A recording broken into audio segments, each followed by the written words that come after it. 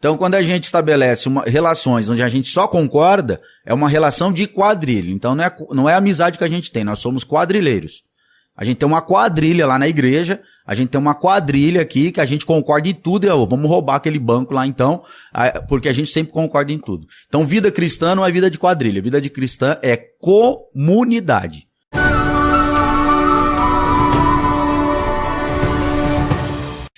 Tem uma coisa assim muito legal, o senhor falou, né, nesses dias o senhor está falando a respeito do ideal e perfeito, e aí me fez lembrar também a respeito da fita métrica, né, do que é leal e o que é fiel.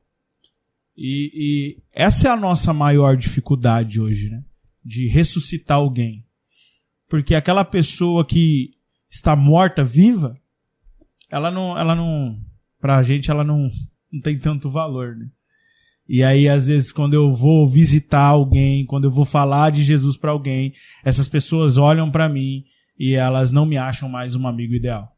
Por quê? Porque eu estou lá falando para elas que elas precisam sair daquele lugar, elas precisam enfrentar, elas precisam acreditar que Jesus, de fato, já aceitou elas e elas precisam aceitar a Jesus.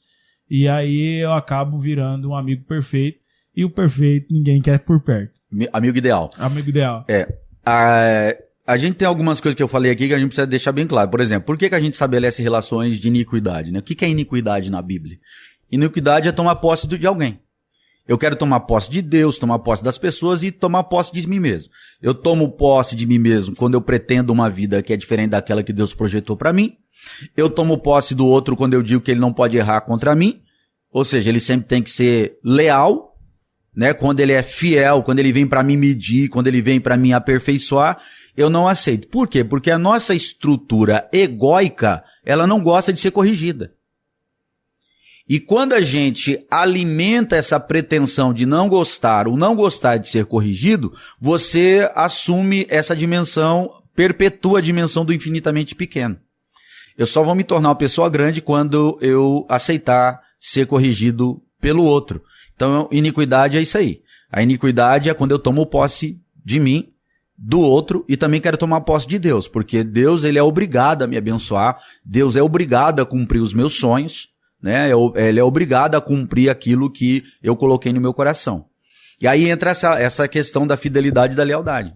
O que é o fiel? Fiel é aquela bolinha lá do nível, né? Você coloca lá, ou a fita métrica. Mas o nível é legal, você coloca aqui na parede, opa, essa parede aqui tá reta, essa tá torta. É o prumo do pedreiro. Isso é uma relação de fidelidade.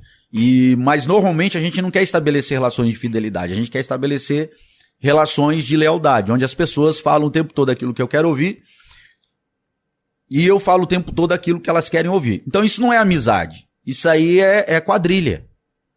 Entendeu? Sim. Então, quando a gente estabelece relações onde a gente só concorda, é uma relação de quadrilha. Então, não é a amizade que a gente tem, nós somos quadrilheiros. A gente tem uma quadrilha lá na igreja, a gente tem uma quadrilha aqui que a gente concorda em tudo. Vamos roubar aquele banco lá então, porque a gente sempre concorda em tudo. Então, vida cristã não é vida de quadrilha. Vida de cristã é comunidade, né? E na comunidade, a comunidade dos diferentes, onde você é confrontado quando você está errado. Então você tem um amigo verdadeiro, uma esposa verdadeira, não é quando ela é leal, mas quando ela é fiel. Agora, também, eu não posso ser fiel o tempo todo, às vezes vou ter que ser leal.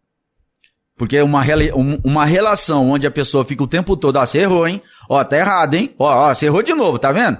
Tá vendo como que você erra? Ninguém suporta esse negócio. Aí não vai fluir. Também não vai fluir. Então a gente tem que ter maturidade para saber balancear, né? Balancear lealdade e fidelidade. Aí você vai dando as dosagens de lealdade e fidelidade. Porque Deus também vai trabalhando assim com a gente.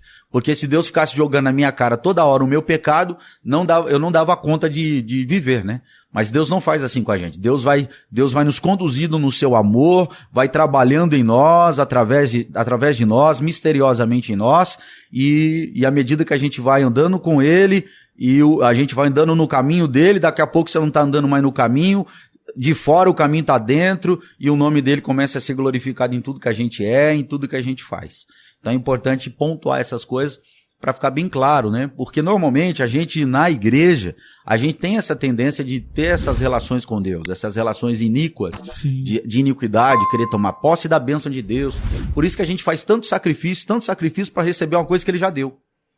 Quando, na verdade, a gente tem que se responsabilizar com aquilo que ele já deu e me adequar a um caráter que é parecido com o caráter dele, porque na medida que eu vou me adequando com o caráter dele, no caminho ele vai dando para mim tudo aquilo que é necessário para a construção da pessoa que eu preciso me tornar.